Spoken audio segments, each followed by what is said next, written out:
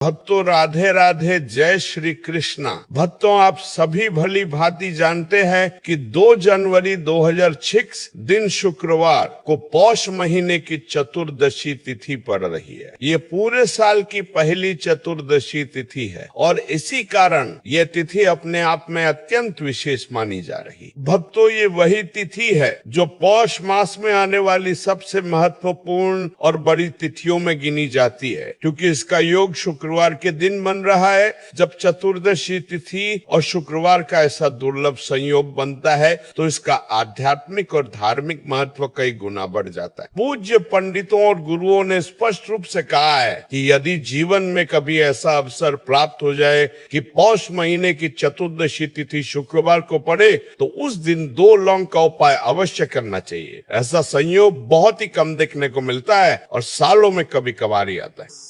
भक्तों, पंडितों और गुरुओं ने अपनी शिव पुराण की कथाओं में भी इस बात का विशेष उल्लेख किया है कि इस दिन यदि व्यक्ति 2 लौंग का उपाय करता है तो उसे अत्यंत प्रभावशाली फल प्राप्त होता है। यही कारण है कि इस तिथि को इतना विशेष माना गया है। आप सभी जानते हैं कि शुक्रवार और चतुर्दशी का जब भी मेल होता है तो उसमें सबसे बड़ा और सरल उपाय 2 लौंग का ही बताया गया है। इसलिए भक्तों, इस शुक्रवार के दिन आप सभी को ये 2 लौंग वाला उपाय अवश्य करना चाहिए। बहुत से लोग ऐसे होते हैं जिन्होंने पूरे वर्ष में कभी भी ये उपाय नहीं किया होता। पूरा साल निकल जाता है और ये छोटा सा उपाय करने का अवसर हाथ से निकल जाता है। लेकिन भक्तों, इस बार आपके पास एक अंतिम और महत्वपूर्ण मौका है जो कि 2 जनवरी के दिन प्राप्त हो रहा है। इस दिन यदि आपने ये उपाय कर लिया तो भले ही आपने पूरे महीने या पूरे साल ये उपाय ना किया हो, फिर भी आपको इसका पूर्ण फल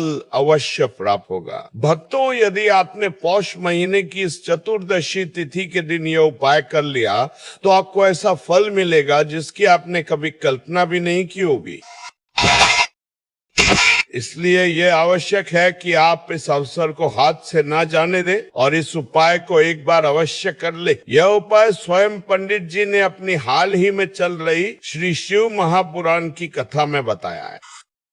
आज हम उसी उपाय को आपको बहुत सरल और स्पष्ट तरीके से समझाने वाले हैं ताकि इस वीडियो को देखने के बाद आपको किसी और वीडियो को देखने की आवश्यकता ना पड़े। तो आइए भक्तों, अब इस उपाय को समझना शुरू करते हैं।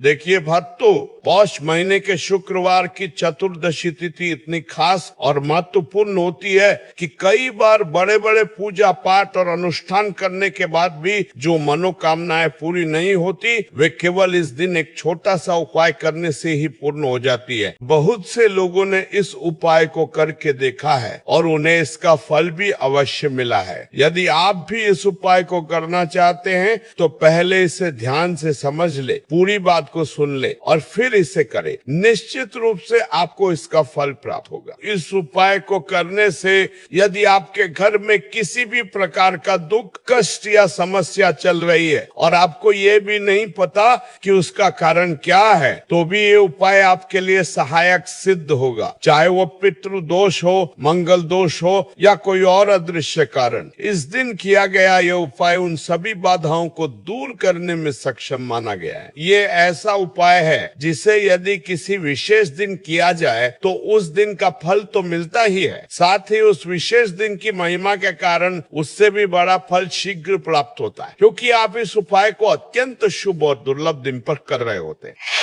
अब आइए भक्तों, उपाय के बारे में विस्तार से जान लेते हैं, लेकिन उससे पहले ये जानना आवश्यक है कि ये उपाय किसे करना चाहिए, किस समय करना चाहिए और किस स्थान पर करना चाहिए। आगे हम आपको एक एक करके सब कुछ समझा देते हैं। और भक्तों, यदि आप हमारे चैनल पर पहली बार आए हैं या मेरी आवाज पहली बार सुन रहे हैं तो हमारे चैनल को अवश्य सब्सक्राइब कर ले, इस वीडियो को लाइक करें और कमेंट बॉक्स में श्री शिवाय नमः नमस्तुभ्यम या ए नमः शिवाय अवश्य लिख दे। तो भक्तों, अब जानते हैं कि शुक्रवार चतुर्दशी के दिन दो लौंग का उपाय कैसे करना है, किसे करना है, किस समय करना है और कहाँ करना है। इस वीडियो में आपको इन सभी प्रश्नों के उत्तर मिल जाएंगे। जो भी व्यक्ति यह वीडियो देख रहा है उसे यह दो लौंग वाला उपाय अवश्य करना चाहिए, क्योंकि इस दिन लौंग का भी विशेष महत्व होता है। और जब बात दो लौंग की आती है तो यह मानो सोने पर सुहागा जैसा हो जाता है। शुक्रवार की चतुर्दशी पर यह उपाय अत्यंत प्रभावशाली माना गया है। अब भक्तों, सबसे पहले यह जान लेते हैं कि यह उपाय किसे करना चाहिए। देखिए, घर की जो बड़ी माताएं या बहनें होती है उनमें से कोई भी एक इस उपाय को कर सकती है। यदि आप चाहें तो अपने घर के सभी सदस्यों से भी यह उपाय करवा सकते हैं। यदि किसी व्यक्ति की अपनी व्यक्तिगत मनोकामना है, कोई व्यक्तिगत दुख या समस्या है, तो वह यह उपाय स्वयं अपने लिए भी कर सकता है। और यदि कोई पूरे घर परिवार की सुख शांति के लिए यह उपाय करना चाहता है तो वो भी कर सकता है। इसमें कोई भी बाधा नहीं है।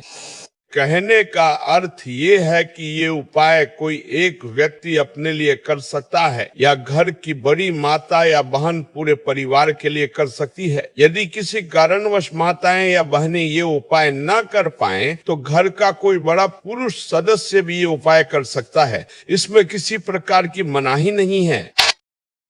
अब भक्तों, अगला प्रश्न ये आता है कि यह लौंग वाला उपाय कहाँ करना है। देखिए, ये उपाय भगवान शिव के शिवलिंग के पास जाकर करना है। बहुत से लोग पूछते हैं कि क्या हर उपाय घर पर भी किया जा सकता है या मंदिर जाना आवश्यक है। इस उपाय के विषय में स्पष्ट कहा गया है कि इसे शिव मंदिर में जाकर करना अधिक उत्तम रहेगा। घर पर ये उपाय न करें। अब भक्तों, अगला प्रश्न ये होता है कि ये उपाय किस समय करना चाहिए। क्या इसे सुबह करना है या शाम को। तो देखिए, इस उपाय को आप सुबह के समय भी कर सकते हैं और शाम के समय प्रदोष काल में भी कर सकते हैं। यदि आप सबसे उत्तम समय पूछें तो शाम का समय अधिक श्रेष्ठ माना गया है।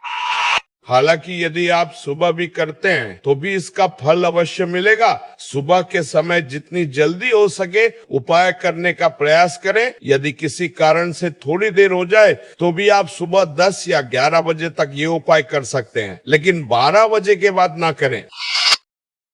यदि शाम के प्रदोष काल की बात करें तो सामान्यतः ये समय शाम 6 बजे से 7 बजे के बीच होता है, लेकिन वर्तमान मौसम को देखते हुए आप इसे शाम 6 बजे से रात 8 बजे के बीच कभी भी कर सकते हैं। कोशिश करें कि शुक्रवार के दिन समय का विशेष ध्यान रखें।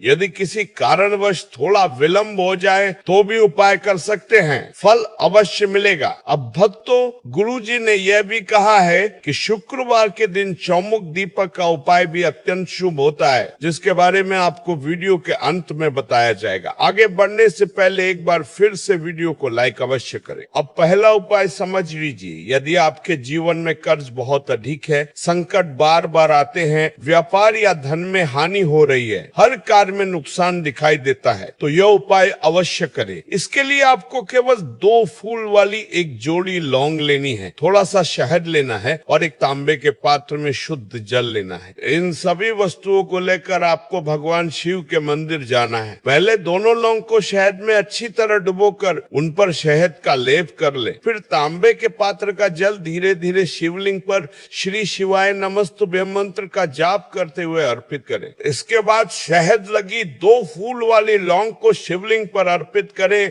और प्रार्थना करें कि जीवन के रोग, संकट, समस्याएं और कर्ज समाप्त हों। ऐसा करने से शुक्रवार के दिन आपकी समस्याएं अवश्य दूर होंगी। अब दूसरा उपाय जान लीजिए। इसके लिए आपको 5 साबुत हरे मूंग के दाने लेने हैं, खंडित नहीं होने चाहिए, और एक तांबे के पात्र में शुद्ध जल लेना है। इन सभी को लेकर शिव मंदिर जाए। वहां पहला हरा मूंग नंदी महाराज के उठे हुए पैर के पास अर्पित करें और औज नमः शिवाय का जाप करें।